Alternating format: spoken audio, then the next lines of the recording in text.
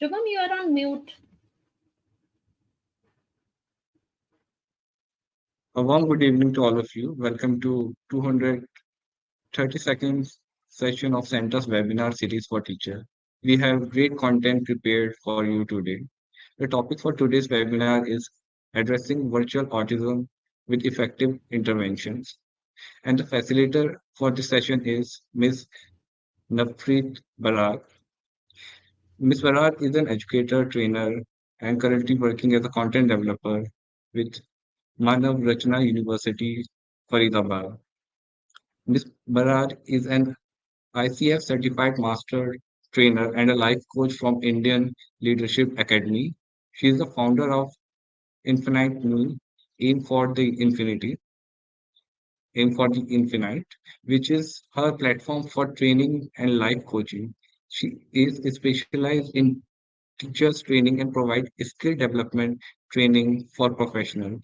She is a productive and accountability coach and works with female enabling them to live a productive life. She has a great passion for art. She is an artist and specializes in one stroke painting. She loves to sing and try different dance forms. Welcome, ma'am. Before I hand over the session to the facilitator, I would like to inform all the teachers they will receive participation certificate for this session. So please do fill out the feedback form that will be shared with you towards the end of the session.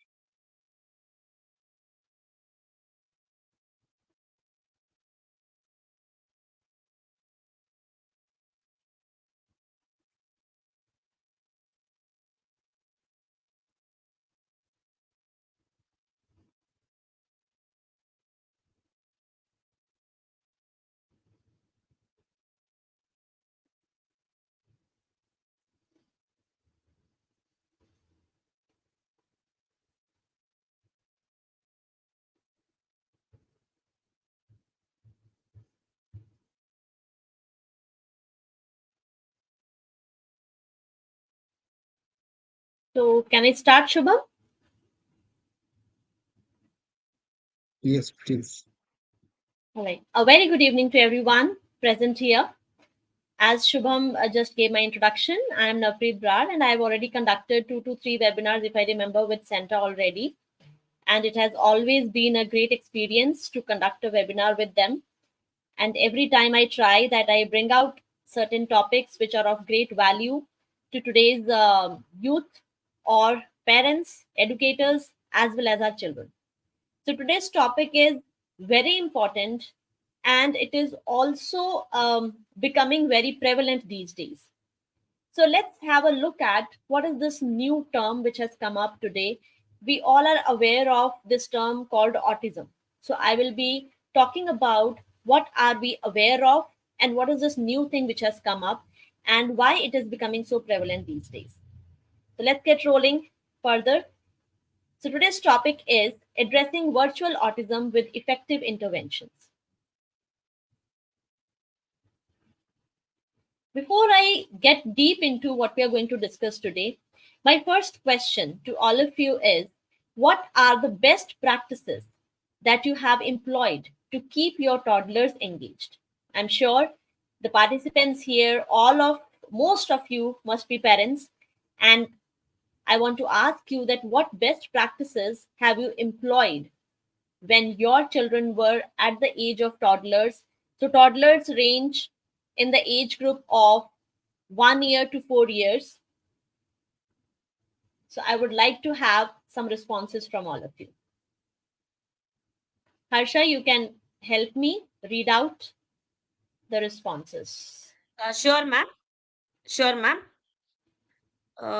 Ma'am, Nagmi ma'am says toys, storytelling.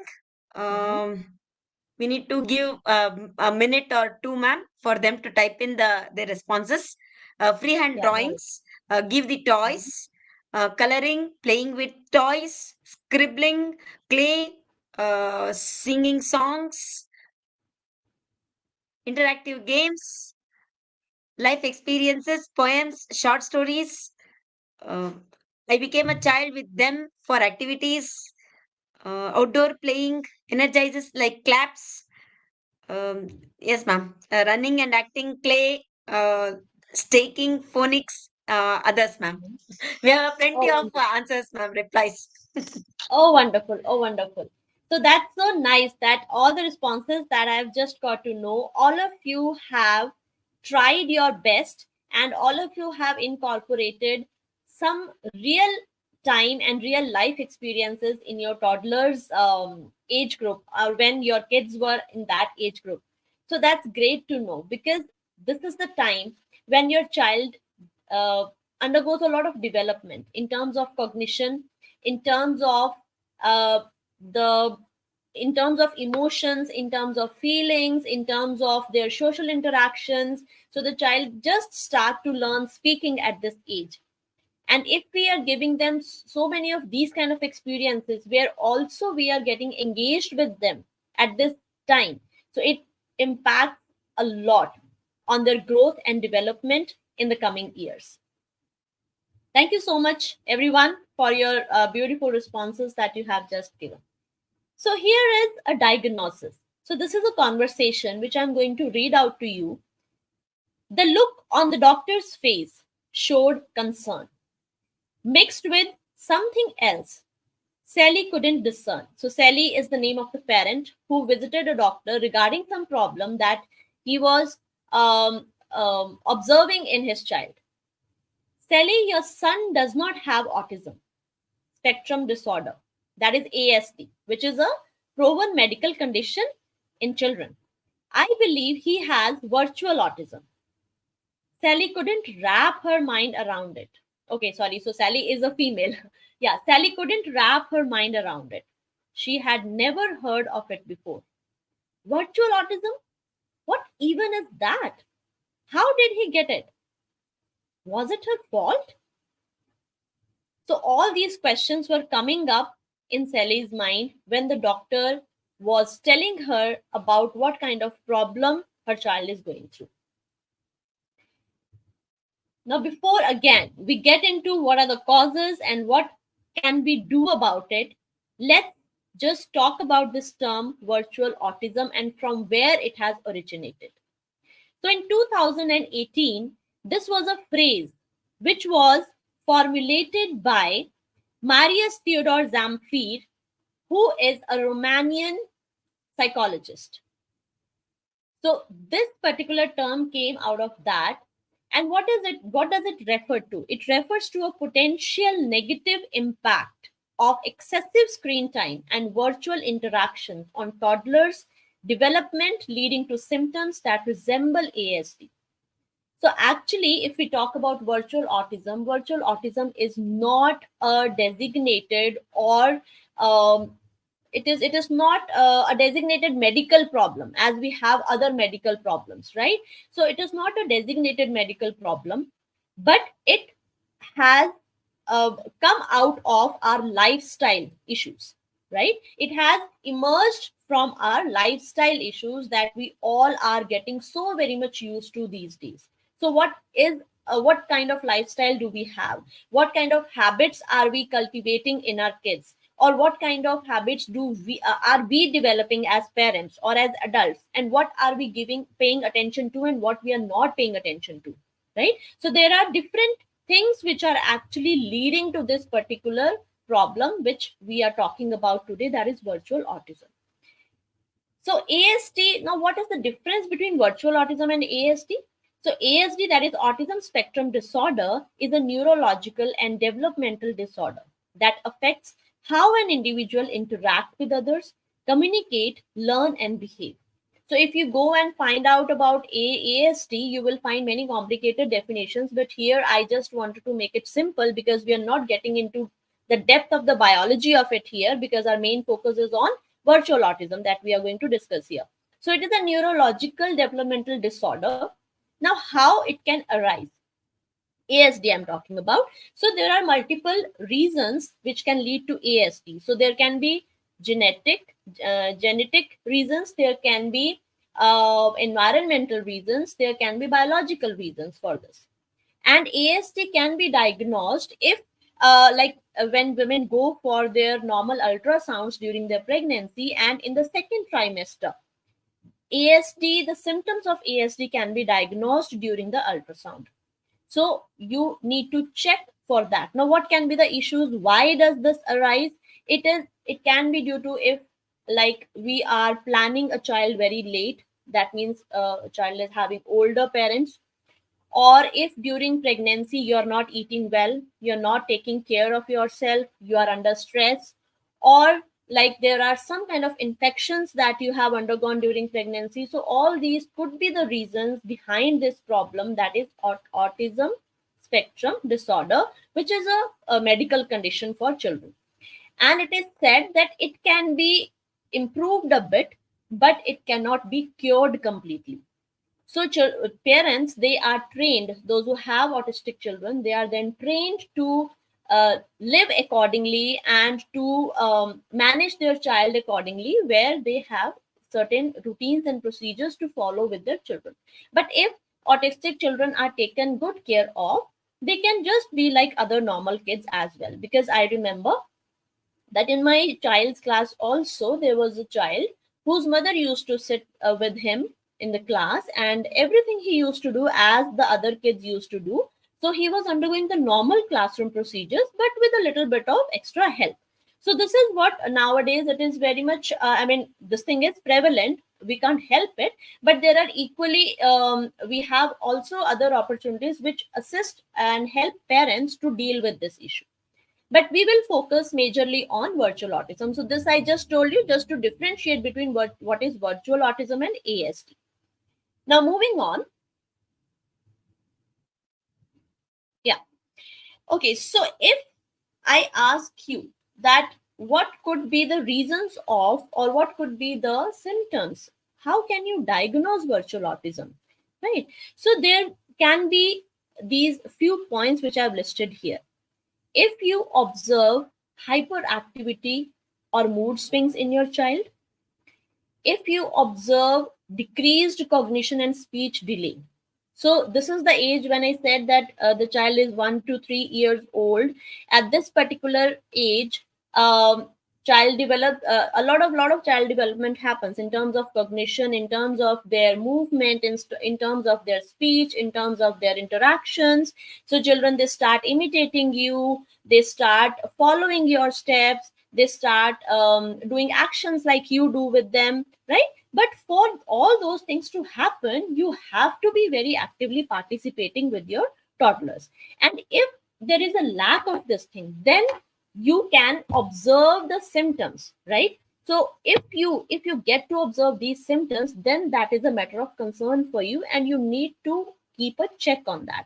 So these are the symptoms which are similar with ASD, that is autism spectrum disorder, right?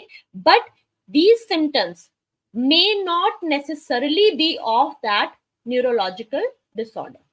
It can be due to the excessive screen time that your children are having in that particular age group. So first thing is, as I mentioned, hyperactivity. So the child becomes unusually active, which is not required. Okay. Mood swings. So suddenly your child will start getting cranky, or suddenly he or she will go totally quiet, not at all paying attention to you. Then decreased cognition. Simple things. On simple things, your toddler will start getting stuck. He or she will not be able to process information properly, right? Then speech delay. So the child will not start speaking at the proper age, at the proper required time. Then excessive distraction. A lot of distraction happens because when the child is busy on screen for most of the time, then what happens is that a lot of distraction takes place, and in that case you have to just excuse me.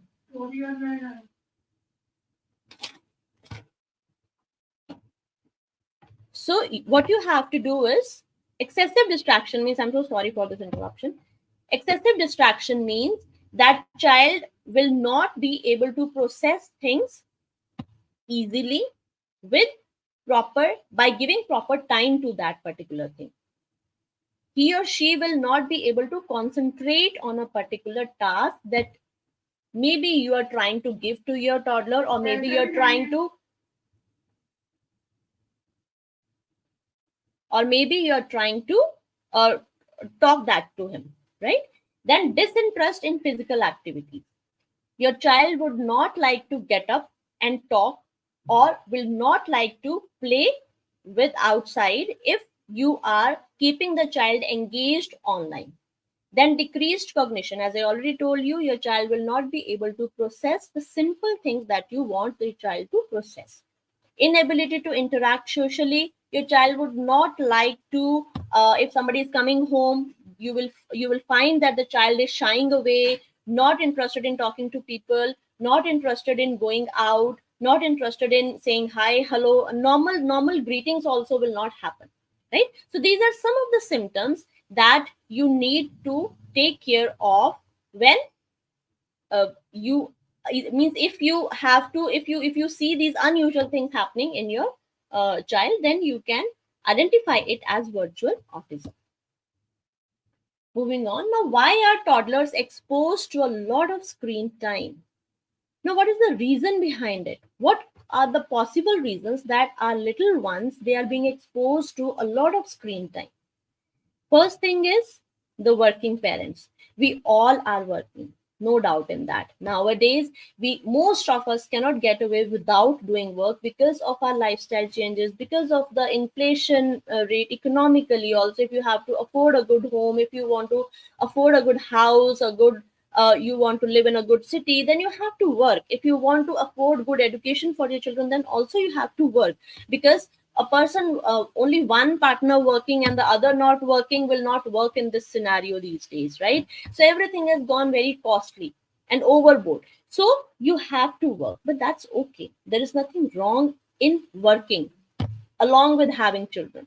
But how we manage our time, how we manage the balance between our work and our time that we spend with our family or with our children, that needs to be taken care of. Then toddlers find screens very attractive. So again, this is very easy thing. Any toddler you come across, you just try, when you are using your phone, you will mostly observe that toddlers, they start snatching from you, or they just start try to reach out to the phone or the gadget, and they try to put their fingers up and down and sideways. So when they see something is moving, that is always very much attractive for the child. Otherwise also, when we move our fingers, or we show some toys to them, we show some danglers to them, so they move their eyes, they move their head, they start responding to you. So these screens come very easy to them, and they are able to find so many different things and a variety of things on screen. Hence they are very much distracted with the screens, and also they find these things very attractive. Then overspilling of office work. What happens now when our employers or the workplaces where we go, usually what happens, everywhere the management is not so good that they will allow you to completely demarcate between your office and your personal time, right? So what happens is, we carry a lot of baggage home, which is over, means we have to complete some assignments which we are carrying home also. So due to that, our priority becomes our work, and the children, the time that we have to spend with our kids, that takes a back seat. So that is also a big reason that why kids are being exposed to screens, and why they are being made used to of using these gadgets a lot at a very early stage. Then hiring of caretakers. So what comes easy? If we are busy as parents, if we are busy too much, I mean, we have a lot of work to do even at home, which is coming with us from our office. So what we do is, just to make the things easy, we start keeping caretakers or nannies for our kids to take care of. But I'm really sorry to say, there may be very good people. There are very good people. I'm not saying that, but I have observed myself, when my kid was very small, when my kid was in this age group, I used to take her to park and to play with her or something. So I used to see these ladies who they used to come along with the children of other people, and then they are supposed to take care of them, but how they took care of them was very questionable for me. So even if you are hiring caretakers, please take good care of the caretakers as well. And please be very vigilant that how they are taking care of your children. because at this particular age your toddler is also developing a lot of habits. So how you behave, how you talk, how you touch, how you respond, everything is being noticed by your toddler. And if most of the time your toddler is with the caretaker, so you have to be very much aware of what type of person you are hiring to take care of your child. Or it may be a double responsibility for you. So you have to take care of two people now, your kid also and the caretaker of your kid also. So decision is yours. There is nothing right or wrong, but the only thing is that where we need to be more vigilant and what we need to take care of more often. Then finds parenting difficult. So nowadays, even in my home, I have a couple who is not ready to have children because people find it difficult. They say that we can't afford. One straight away answer is we can't afford children. So that's okay. If you are not having a child at all, that's fine. But if you are having a child or if you are deciding to have a child, please make sure that you are very ready for that. So parenting is not simple these days. Kids are exposed too much to technology. Kids are exposed so much to their social environment has become so dynamic and vibrant that they're not able to concentrate or focus, right? So you have to be like a doctor to them. You have to be a psychologist sometimes. You have to be a counselor sometimes. You have to be a mother sometimes. You have to be friendly sometimes. You have to behave like them as their age mate sometimes. So it is a science. It is a complete behavioral science that you have to I would say master if you are deciding to become a parent. So before you become a parent, please commit it to yourself how you're going to go about it, how you're going to proceed about it, and how you're going to take care of it later on. So your children is your responsibility, nobody else. So nowadays, what again, it is a trend that if I have given birth, so if I have in-laws at my home, so I will just give the responsibility to them. Why they are responsible for your kids? You should be responsible. So being a parent is a very big responsibility. And if you really want to have your kids grow well and groom well, then you have to spend quality time with them. You have to be very much vigilant about what they're doing. And according to their age, according to that time, according to their age group, you have to, I will say, um, mold yourself. You have to mold yourself accordingly as per they grow in their different age levels. So here we are specifically talking about toddlers, which is a very crucial stage of children where they undergo a lot of development. They're not trained in child development.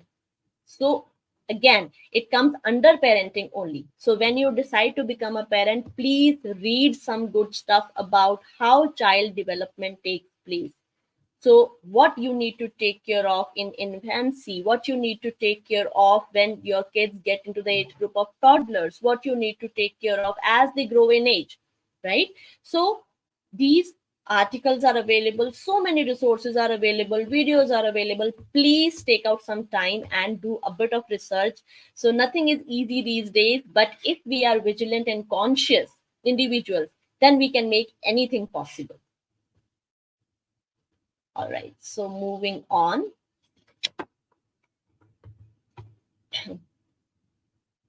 Yeah, so here I want to share some research facts with all of you. But before I share this with you, I want to ask you two questions here.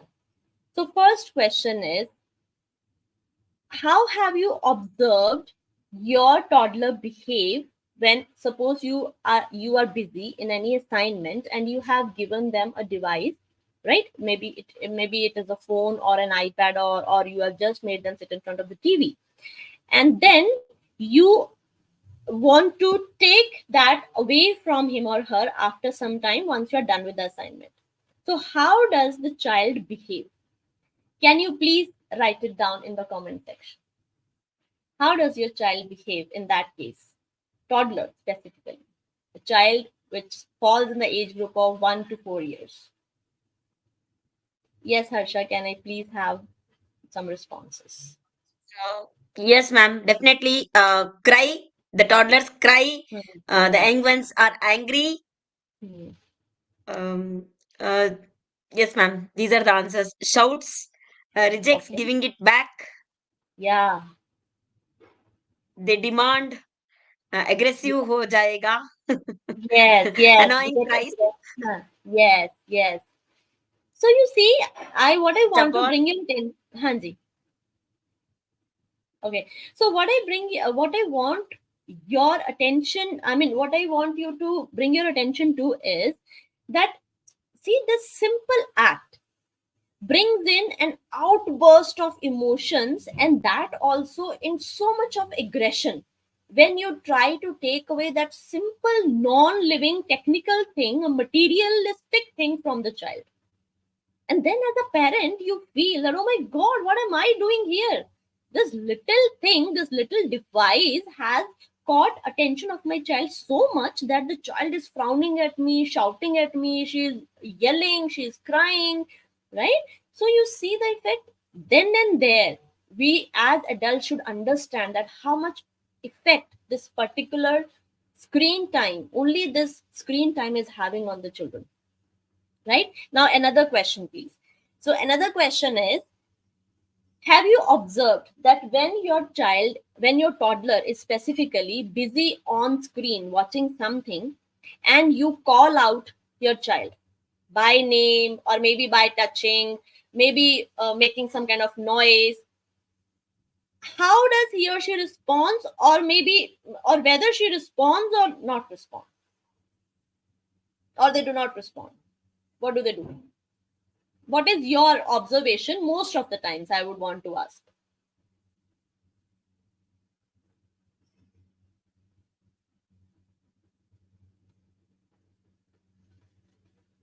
Ma'am, most of the participants are saying they don't respond.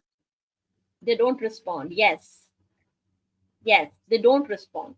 So again, so you understand how they have just means they have limited their all their senses, and they have concentrated all their senses on that little screen, and they become totally unaware of what is going on around. Why? Because they feel that this is the only world that we live in. They are very small to process all these things which I'm saying here right now. They don't have all these words in their brain at that time, but they only manifest the effect of it. They don't know that what you have given them, what you have made them watch, or what you are making them do, but they manifest the effect of all those things, right? So that effect we get to see, that what is happening here. So they will not respond only.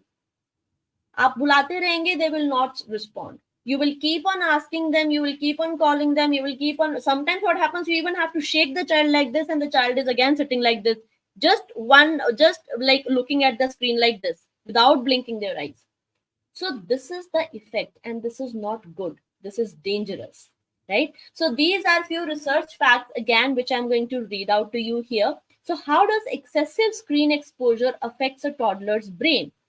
So, according to Christiana at Spiro Health University, Faculty of Psychology and Educational Sciences, Romania, most of the time the child receives only certain sensations, visual or auditory. So, what are the, again, one question before I read this whole thing to all of you?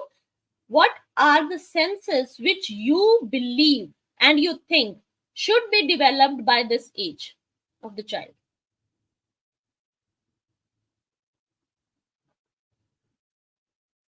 What all senses should be developed by this age?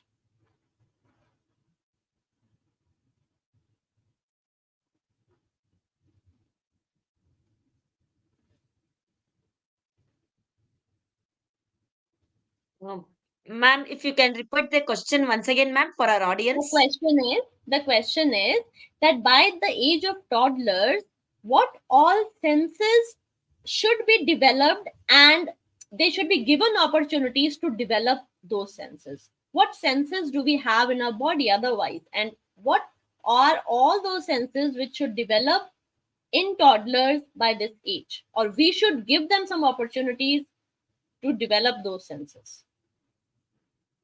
I'm asking Ma'am, about only the Richa senses. ma'am says all the five senses. Few Yes, of all them the they five. say visual, eyes, ears, touch, Hmm. smell, listening. Yes, yes, Yes, ma'am. yes. Yes, ma'am. Very nice. Yes, very right. So, tactile, that is the sensation of touch. Olfactory, the sensation of smell. Then we have gustatory, the sensation of taste, right?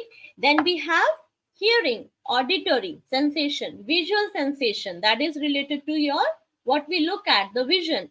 And then we have vestibular sensation. So that is how you learn to balance your body, right? All these senses are very much crucial to be developed in toddlers by this age. So if I mean your kids when they go to the kindergarten, right, or into when they are admitted to school, so what kind of activities they are made to do, right? Most of the schools these days, they indulge these toddlers into experiential activities which are related to their senses. So why is it included in the curriculum of the schools? This is because of this particular thing only. But if we are not practicing that at home as well, then that leads to a mismatch between what the child is learning at school and what we are practicing with the child at home. Please understand that whatever teachers, whatever are the efforts of the teachers that they're putting in for your children in school, equally it is the responsibility as a parent also that you reinforce those efforts and those things which children learn at school. Then only their neural connections, their learning ability will increase and they will get habitual of doing those things. If we will completely cut them off, that what they're learning in school and what they're doing in at home, then there will be a total mismatch, and the child at that age, as I told you, is not ready to um, discern that what is going on. They're not ready to categorize. They don't have developed that much that they can they can actually understand that what is going on in school and what I'm doing at home. And whatever the child will feel easy, that only they will follow the maximum. So we need to be careful about it. Now, coming back to what is the research fact, so most of the time the child receives only sensations, visual or auditory, when the child is exposed to the screen. So from a virtual environment, and cannot correlate these visual and auditory sensations with other types of sensations like vestibular, tactile, odor, tasteless, and is unable to develop accordingly. So in such a child, if they do not intervene early, that is before 2 to 3 years, these problems will become more and more acute.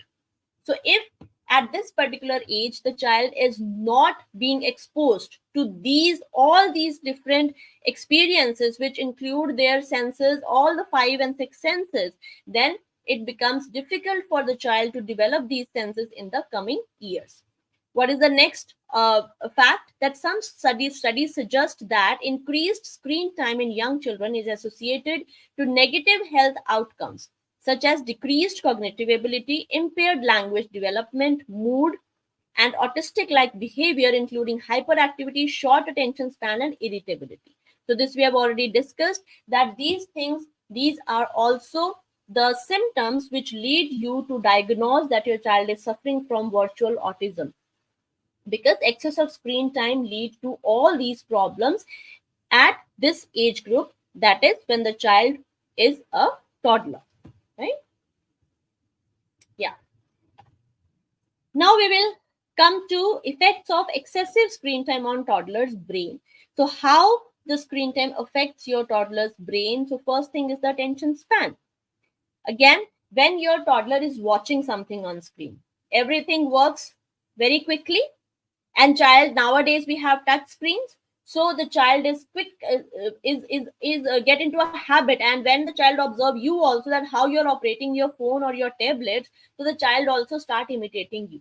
When they imitate you, they keep on scrolling their fingers on the screen. When they keep scrolling fingers on the screen, what happens is the things keep changing. So they are not able to develop that element of focus, right? That leads to their reduction of attention span. They would want things to happen quickly, and that will lead to a low patience level in children as well. They will not wait for you to complete the thing. If I give you an example, what happens is, like, sometimes we also, all of us observe, right? So whenever you go to mall with your kids, and then even if your child is a bit disciplined or a bit grown up, you see younger children how they behave. If they take one thing, they want their parent to process that thing for them very quickly. Have you all observed this behavior ever? Please write yes or no in the chat. Usually we see that kids are so impatient, especially the younger ones. They will keep snatching your clothes, or they will keep pulling your arms, and if they want something, they will keep asking you to get it, get it, get it. So they are not showing patience. Just write yes or no. Most of them are telling yes, ma'am. Yes. So we observe this all around us. But now we know that this is one of the factors that can lead to this kind of behavior in children. Second thing is, reduces the ability to control impulses. They don't know how to process their feelings. They don't know how to process their emotions, right? So they become irritable very quickly, because they are, when they are looking at screen, they are only having one way interaction with the screen, right? Nobody is disturbing them, nobody is telling them to do this and not to do this, nobody is poking them again and again, so they become very comfortable in that environment, right? But when suddenly somebody comes in into the room or in their space where they are sitting and watching something on screen, then they get irritated. So they are not able to control, then they will suddenly shout, they will suddenly become irritable. There will be a lot of crankiness in your child that you will observe, because they feel that we are disturbing them at that time. We are not letting them do what they are doing, and there is a one way interaction. They are very much at ease. They are not being disturbed by anything, but suddenly when we simply go and want to interact with them also, they find it disturbing at that time, right? Then reduces empathy. So what happens is, when we were young, we had a lot of interaction with our elders, with our dadis and nannies, with our family members, right? So at this stage, one of the biggest element that includes in the development of a child is that when you talk to a child, you make faces, right? Sometimes you smile, sometimes you we make a lot of faces when we are talking to a toddler, right? He or she may not understand what you're saying, but he looks at your face.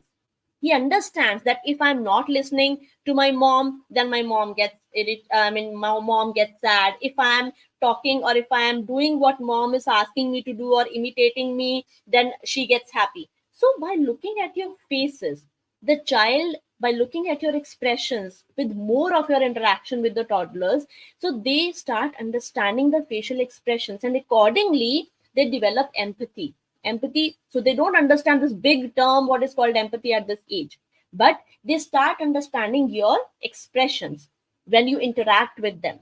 So they start understanding that if you are sad, means the child has to stop doing whatever he or she is doing and you are not liking it. When you are happy, then the child will again become more excited. So they understand by your facial expressions, but for that to happen, you have to give them these kind of opportunities, right? Then develops tunnel vision most of the times. Now again, just answering yes or no, how many of you have observed this? When a child is walking on a street holding a parent's hand, and a child is having a phone in her hand, or maybe you're traveling with your child in a car, and then again the child is on screen with a tab or phone. Do you observe this, or have you ever given thought that your child is not looking around? How many times does it happen that you, even if you tell your child that please look around beta, either dekho, but they are again stuck to the screen? Does it happen often? Say yes or no.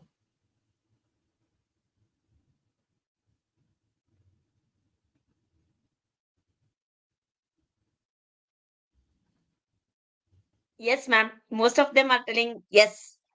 Yes, it happens, right? How much ever you try, your child will not take off the eyes from the screen. right? Even so, that is known as the tunnel vision. Tunnel vision means your child is developing a vision where only has a limited visibility. Your child is not interested in what is happening around him or her. All of you must agree that when we were young, at in our age group, now all of us must be falling in 30s and 40s here, or maybe 20s, some of you. So when we were small, we used to look around, making shapes out of clouds. We used to look at the leaves, we used to look at trees, and sometimes also we used to feel that when we are traveling in a bus, the trees are going behind or the bus is going forward. In this thing also we used to get confused. So this was so very much fascinating to watch all these things. But nowadays kids are so very much engrossed in screens that they are missing out on all these wonderful natural things that we have around, right? So this is also very important aspect, that children, they develop tunnel vision, then hinders the ability to imagine. Imagination कहाँ से आएगी जब हम उन्हें opportunity ही नहीं देते? We don't give them opportunity to stay out, to look out, to engage them in different activities, because we ourselves are so busy, right? So at this age, developing imagination is a very big aspect for children, which also leads them, which also brings in a lot of contribution in their personality development as they grow up. Then hinders physical growth. When kids don't want to go out, they don't want to exert, they don't want to play outdoor games, they only want to sit on the phone or tablet and just scroll their fingers on that, and just want to play the online games, how will they develop physically? That is also a very big drawback. Then suffer in developing motor skills. So movement, handling, balancing, throwing, catching, all these things, simple things, right? Kicking a ball, holding a ball, throwing a ball, holding a bat, all these things suffer because they are only trained to hold a screen like this and scroll the fingers on it. So all these things have a negative impact on children when they are exposed to a lot of screen time at this age. According to WHO, there should be zero screen time till the child grows to the age of 2, and from the age of 2 to 4, the screen time should be limited only to 1 hour, and that also with parents' interaction.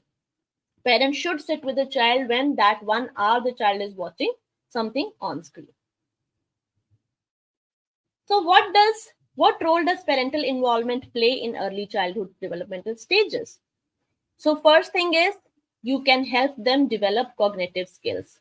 You can engage your toddlers into various types of games and activities at this age so that their brain develops. Socio-emotional skills. More and more you interact with your children, more and more you help them develop social skills and emotional skills. Self-confidence.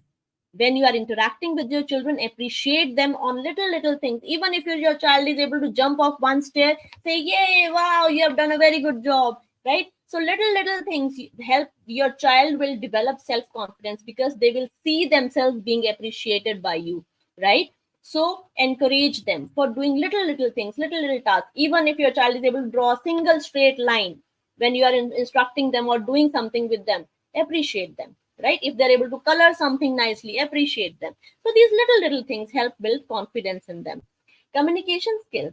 So the more you talk, you must have seen so many videos online wherein there is a toddler interacting with an adult. So an adult is talking, but toddler is only saying yeah, ba, oh, e, yeah.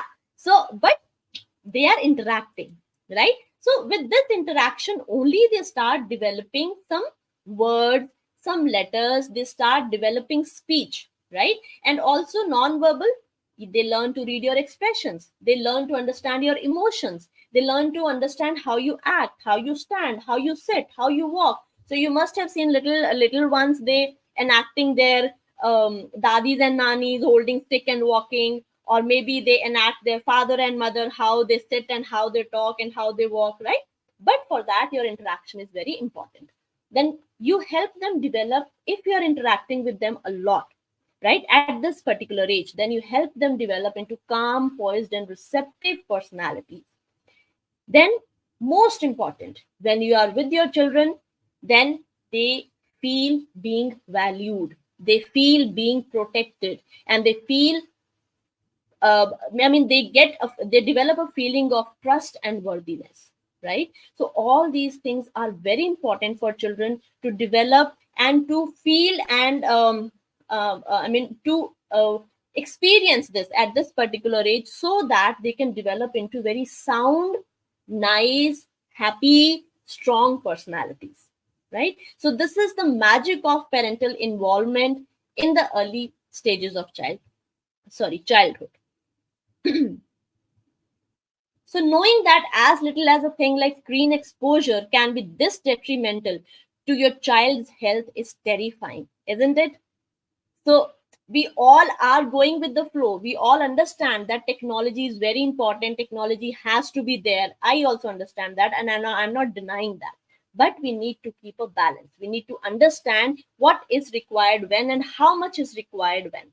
So it is just that we have to be more conscious and vigilant to what we are exposing our little kids to. So this is all that you can do. I'll just take 2-3 more minutes here, where so how you can actually, so the wonderful thing is that ASD is something which I told you, it is a designated medical problem, but virtual autism can be prevented completely. So what you can do as parents, it is all in our hands, in our adults hands, right? That how we can protect our children to not suffer from this problem. First thing is, make a daily schedule with your child, that you have to make, right? What you will do with them. Establish rules for watching anything online or TV. So as I told you, you can limit the time or give no time at all. And if you are giving some time for your children to watch, then please sit with them and make and establish some rules with them, right? It can be a reward, it can be a penalty, whatever works for you. Then reward your child often for following the rules. And if your child is obeying you and following the rules as you set for them, reward the child, because children get very happy when they get a reward, right? Bedrooms should be devoid of devices at all. Make sure that in your bedrooms, which is a place to sit, talk, and spend quality time with your child, please do not get it interfered with all the different devices, especially TVs and tablets and computers and phones. Switch your phones off when you enter into your bedroom. Set a time. After that, you will not pick up your phone or you will not use. Then redo your spaces at home for children to get engaged in physical activities. This is the best part that you can do. Whether you stay in a small house or you stay in a big house, that doesn't matter. You can always redo some spaces in your house, and you will find so many resources online to help your children engage in more of kinesthetic and psychomotor activities than only sitting down and watching screens. Then remove gadgets for immediate surroundings of kids. So the best way to develop a habit, good habit, is that remove the negative things away from the person, right? So if you will not keep anything which falls in the sight of your children, like these gadgets to which the child is attracted to again and again, then you are simply removing the stimuli. So remove the stimuli, you will not get a response to that, right? So this is one practice you can inculcate. And all these things are very doable things that you can do on daily basis and protect your children from falling prey to this new prevalent issue called virtual autism. So coming to an end of my presentation, I would just want to say here that children don't say, I had a hard day, can we talk? They say, will you play with me? So it's very beautifully put. And I also request all the parents here, those who are attending this webinar today, that spend more and more time with your toddlers. And I promise you, you would never regret that, because I don't regret that. I spent that time with my child, and today I'm a very proud mother, because I remember those times when I have given so much of my time to her, and she is grooming herself so well today, just because at that particular time, when it was a time to build her base, I was all the time there for her. And I wish everyone could be. If you cannot, please try to be, right? So our children are our responsibility, and they are our future, and they have to grow out into very sound and strong personalities. Thank you so much. This is all from my side, Harsha. If anybody is having any questions, I am ready to take up. Yes, ma'am. We do have a couple of questions. Ji. Yes, ma'am. One of the teachers is asking, what is the situation where a child of about 6 months Hmm. always respond fearfully or mostly cries when there is a when there is a sudden noise or sound in the room, like when hearing such a sound, why he or she is behaving like that? Okay, so what can I say? An answer to this is like, again, I will take my example.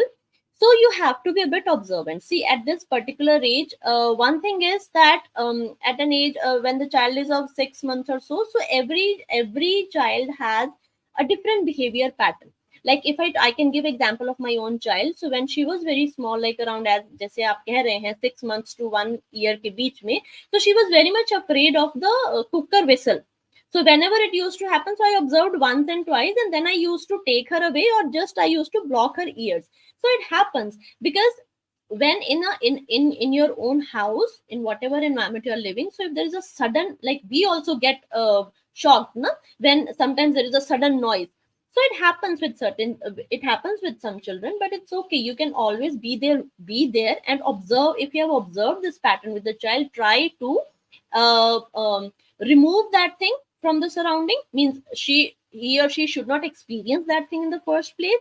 And if in case you can't avoid it, just be with the child and hold them in such a way and try to relax the child, right? Because when you're holding the child very close to yourself and you are rubbing their back, or you are just putting softly put your hands on their ears and you just start talking to them, try to distract the child. When you distract the child, obviously children, they get distracted very easily.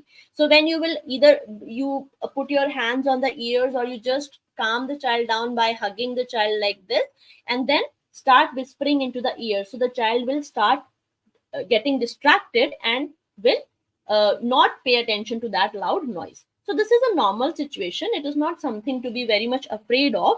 So there are many children who get afraid of loud noises, but that's okay. We adults also get afraid of loud noises, but it's only the difference is that we can process that, and children don't know how to process that. So they manifest it, or they show it in a way of crying or shouting, right? So this is one way. So I was listening to a very beautiful interview.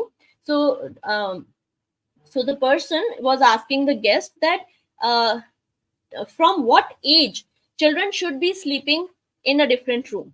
So the person said that till the age of 7 years the child should not be allowed, or should not be sleeping in a different room than their parents. Why?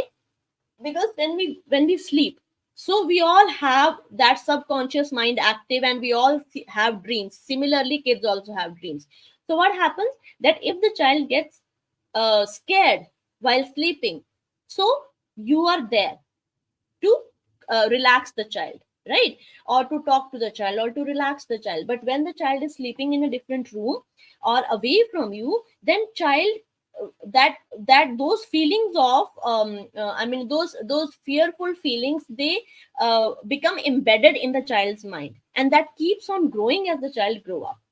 So this was just in addition to what you asked. I hope I was able to answer the question.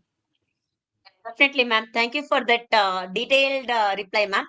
One more question by one of the nursery school teacher, ma'am.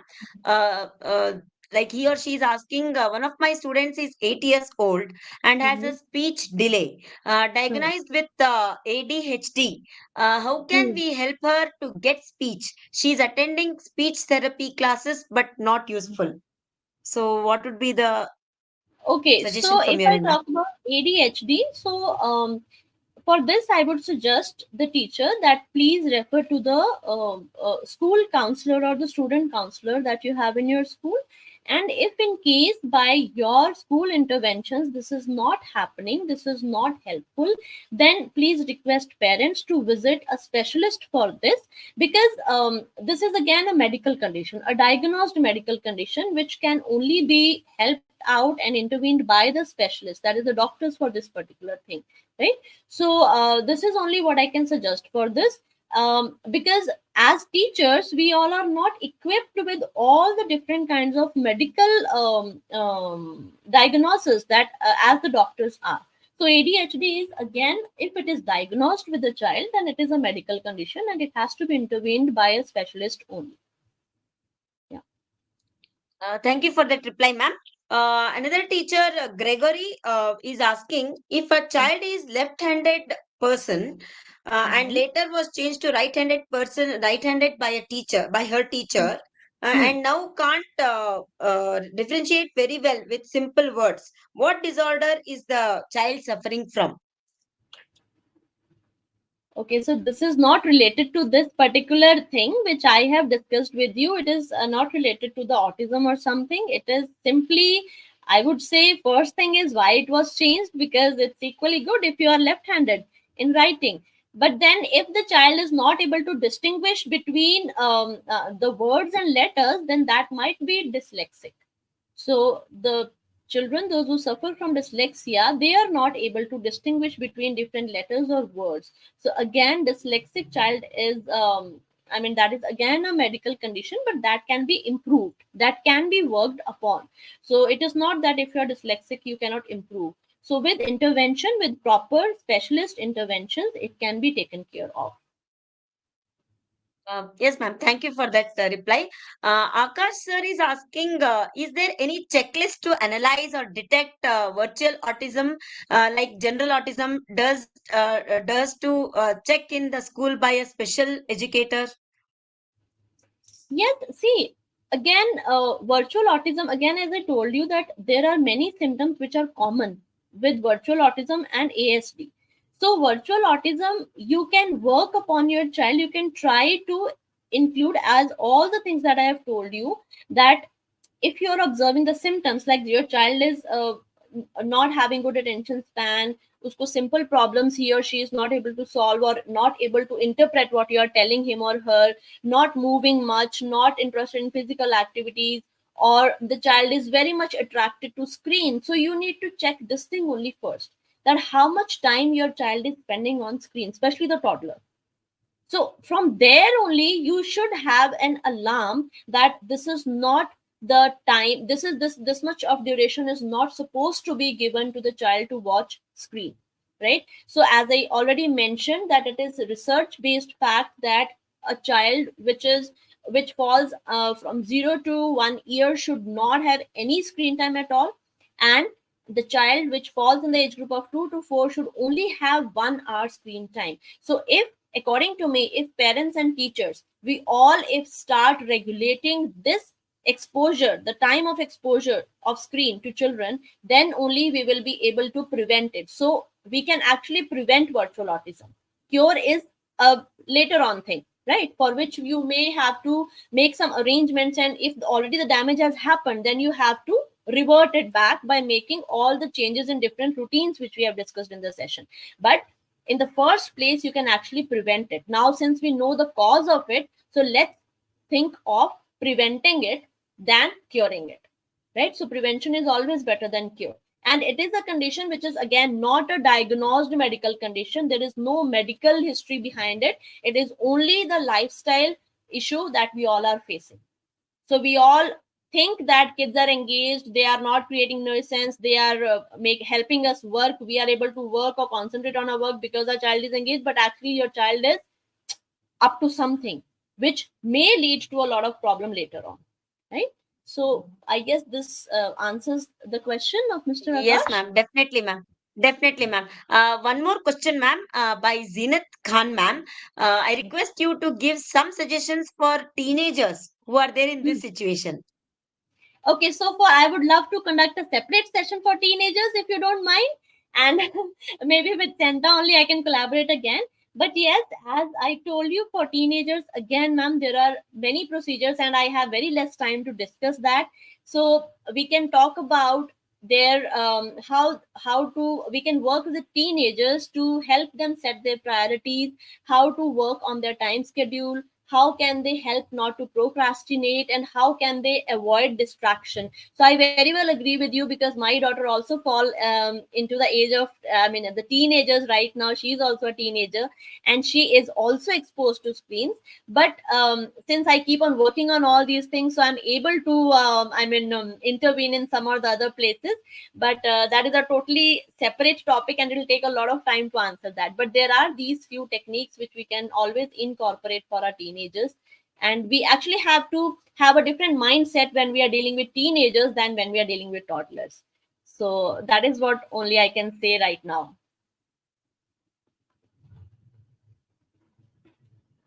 But thank you so much for putting up all Thank those you. questions. Thank you, ma'am, for a very engaging and informative session for our community. I'm sure that our teachers have got a lot of takeaway from the session. Uh, we will be sharing the record of participation for this webinar by tomorrow once you fill the feedback form.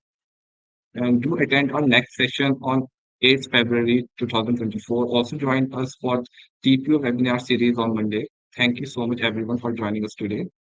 To register for more such upcoming webinar, please visit Santa app and please fill the feedback form for the participation certificate and have a great evening. Thank you, Shubham, for being a wonderful host, and thank you, everybody.